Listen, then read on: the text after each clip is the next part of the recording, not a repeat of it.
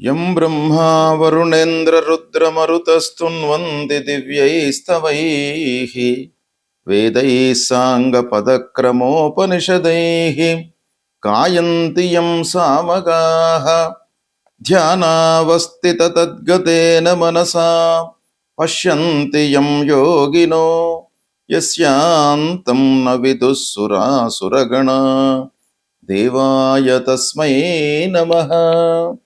శ్రీ మహాగణాధిపతయే నమః. శ్రీ మహాసరస్వత్యై నమః. శ్రీ గురుభ్యో నమః. గురు గోచారము ఎలా ఉంది ఈ సంవత్సరము? ప్రధానంగా గురువు యొక్క సంచారము చాలా ప్రభావాన్ని చూపిస్తుంది జాతకుని పైన. అన్ని రంగాలలో అన్ని విధాలుగా గురువు యొక్క ప్రభావము ఉంటుంది కనుక గురువు యొక్క స్థానము ఏ స్థానంలో సంచరిస్తున్నాడు, మనకు ఏ రాశిలో ఉంటున్నాడు అనేటువంటిది చాలా మనకు అత్యంత ప్రధానమైనటువంటి అంశం. గురువు ముఖ్యంగా పూర్ణ శుభుడు, సంపూర్ణ శుభగ్రహము. కాబట్టి అలాంటి గురువు యొక్క సంచారము ద్వాదశ రాశుల వారికి ఎలా ఉంది అనే విషయాన్ని మనం తెలుసుకునే ముందు, ఈ సంవత్సరము గురువు రాశిత్రయ సంచారం చేస్తున్నాడు. అంటే 3 రాశులలో సంచరిస్తున్నాడు. జూన్ 2వ తారీఖు వరకు మిథున రాశిలో సంచరిస్తున్నాడు. తదనంతరం కర్కాటక రాశిలోకి ప్రవేశిస్తున్నాడు. అక్టోబర్ 31 వరకు కర్కాటక రాశిలో ఉంటూ మళ్ళీ సింహరాశిలోకి ప్రవేశిస్తున్నాడు. ఇలా 3 రాశులలో సంచరించడం అనేటువంటిది చాలా అరుదుగా సంభవిస్తుంది. ప్రతి సంవత్సరం ఇలాంటిది జరగదు. అప్పుడప్పుడు 12 సంవత్సరాలకు ఒకమారు అలా జరిగే అవకాశాలు ఉంటాయి రాశిత్రయ సంచారం కనుక ఇది ప్రాధాన్యాన్ని సంతరించుకుంటున్నటువంటి సంచారం. అయితే ఈ సంవత్సరము గురువు 2 జూన్ 2026 రోజున రాత్రి 1:45 అంటే 1వ తారీఖు నాడు అర్ధరాత్రి దాటిన తర్వాత 1:45 నిమిషాలకు కర్కాటక రాశిలోకి ప్రవేశించి 31 అక్టోబర్ 2026 వరకు కర్కాటక రాశిలో సంచరిస్తున్నాడు.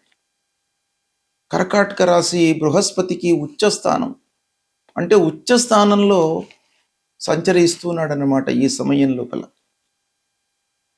అయితే ప్రవేశించినటువంటి సమయంలో మూలా నక్షత్రము ధనుస్సు రాశిలో సంచరిస్తున్నాడు.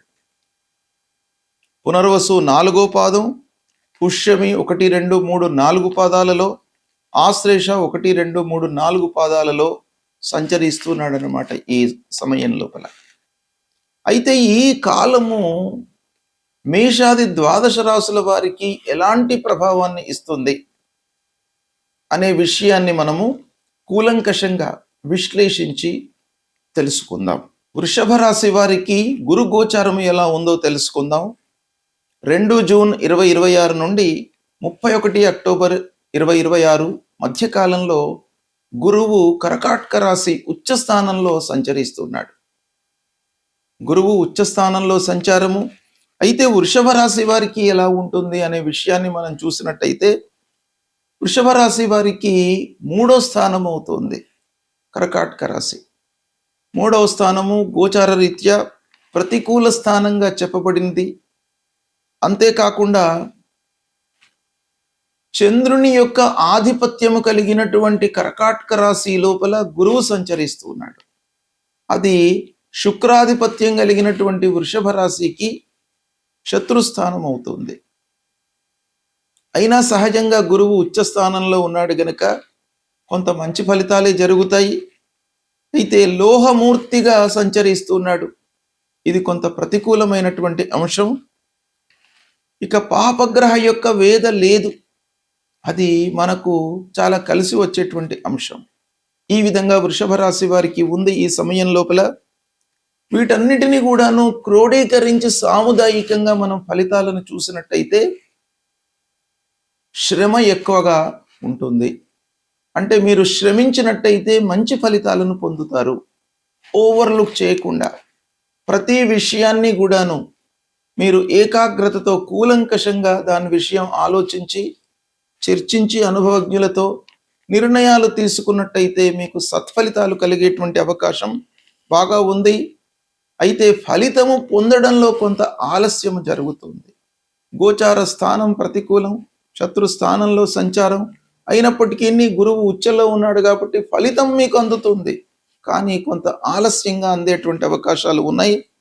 ఇక కొన్ని విషయాల్లో మిశ్రమ ఫలితాలు ఉన్నాయి.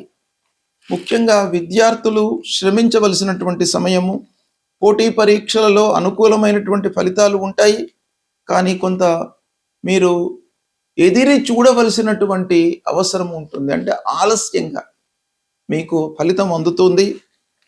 ప్రెషర్ అనేటువంటిది ఉంటుంది, ఒత్తిడికి లోనవుతారు. ఉద్యోగస్తులు కానీ, వ్యాపారస్తులు కానీ, విద్యార్థులు కానీ ప్రతి విషయం లోపల కూడాను ప్రెషర్కు గురయ్యేటువంటి అవకాశాలు ఉన్నాయి. ఉద్యోగస్తులకు ముఖ్యంగా ఈ సమయంలో ట్రాన్స్ఫర్ అయ్యేటువంటి అవకాశాలు ఉన్నాయి. వ్యాపారంలో చిన్న చిన్న లాభాలు కనబడుతున్నాయి. మార్కెటింగ్ రంగంలో ఉన్నటువంటి వారికి అనుకూలమైనటువంటి సమయము. మహిళలకు, గృహిణులకు కొంత ప్రెషర్ కనబడుతుంది ఈ సమయం లోపల. కుటుంబంలో చిన్న చిన్న విభేదాలు, స్పర్ధలు కలుగుతాయి. ఆరోగ్యం నిలకడగా ఉంటుంది, సాధారణంగానే ఉంటుంది. ఇకపోతే అన్నదమ్ముల యొక్క సహాయ సహకారాలు మీకు బాగా అందుతాయి ఈ సమయం లోపల. దగ్గరి వాళ్ళు, ఆత్మీయులు, బంధువులు వీళ్ళందరి యొక్క సహాయ సహకారాలు ఈ 3వ స్థానంలో గురువు ఉచ్చస్థితుడై ఉండడం మూలకంగా మీకు దగ్గరి వాళ్ళ మూలకంగా బాగా కలిసి వచ్చే అవకాశాలు ఉన్నాయి. దాన్ని మీరు సద్వినియోగపరచుకోండి. ప్రయాణాలు చేయవలసి వస్తాయి. కమ్యూనికేషన్ రంగంలో ఉన్నటువంటి వారికి మెరుగైనటువంటి ఫలితాలు కనబడుతున్నాయి. ఇకపోతే కొన్ని విషయాలలో మీరు అనవసరమైనటువంటి ఆందోళనకు గురయ్యే అవకాశాలు ఉన్నాయి కాబట్టి తొందరపడకుండా మీరు కాన్సంట్రేషన్తో చేసినట్టయితే ఫలితాలు అనుకూలంగా ఉంటాయి. పెట్టుబడులు జాగ్రత్తగా చేయండి. ఆధ్యాత్మికత వైపుకు మనస్సును నిలపండి. క్రమశిక్షణతో ఉన్నట్టయితే మీకు ఈ కాలము చాలా కలిసి వస్తుంది.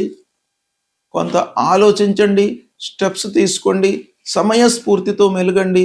తప్పకుండా ఈ కాలము మీకు అనుకూలమైనటువంటి ఫలితాలను ఇస్తుంది. గురువు ఉచ్చ స్థానంలో ఉన్నాడు, మంచి స్థానంలో ఉన్నాడు కాబట్టి మీ ప్రయత్నము తోడైతే మీకు సత్ఫలితాలు కలుగుతాయి.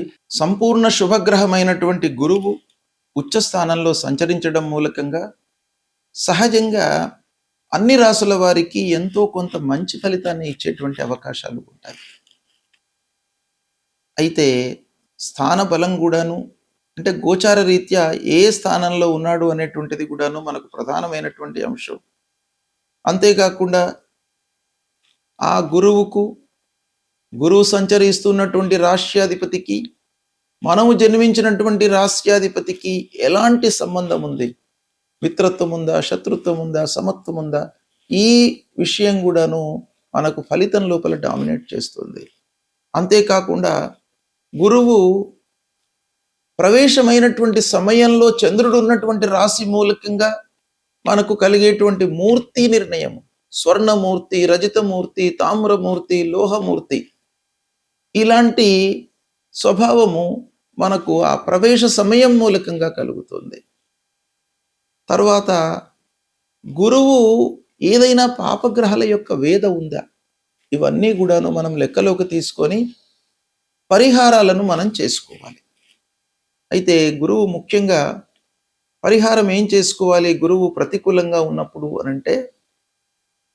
గురువు 2, 5, 7, 9, 11 స్థానాలలో సంచరిస్తున్నటువంటి సమయంలో శుభ ఫలితాలను ఇస్తాడు. స్థాన బలం బాగా ఉంటుంది ఈ స్థానాలలో సంచరిస్తున్నప్పుడు. ఇక మిగతా స్థానాలలో అంటే 1, 3, 4, 6, 8, 12, 10, 12 ఈ స్థానాలలో సంచరిస్తున్నప్పుడు ప్రతికూలమైనటువంటి ఫలితాలను ఇస్తాడు. అందులో 4వ స్థానము, 1వ స్థానము కొంత మధ్యస్థంగా ఉంటుంది. వీటన్నిటిని కూడాను పరిగణించి మనం చూసినట్టయితే గురువుకు పరిహారం చేసుకోవాలి. దత్తాత్రేయ స్వామిని కొలవడము, గురువు యొక్క మూలమంత్రాన్ని పఠించడము. గురువు యొక్క మూలమంత్రము ఏంటి? దేవానాంచ ఋషీణాంచ గురుం కాంచన సన్నిభం వందనీయం త్రిలోకానాం తం నమామి బృహస్పతిం అనేటువంటి మూలమంత్రాన్ని ప్రతినిత్యం కూడాను చదువుకోండి. దక్షిణామూర్తి స్తోత్ర పారాయణం చెయ్యండి. గురవే నమః అనేటువంటి మామూలుగా మీరు ఒక మూలమంత్రాన్ని మీరు చదువుకోండి. చదువుకున్నట్టయితే గురువు యొక్క అనుగ్రహం లభిస్తుంది.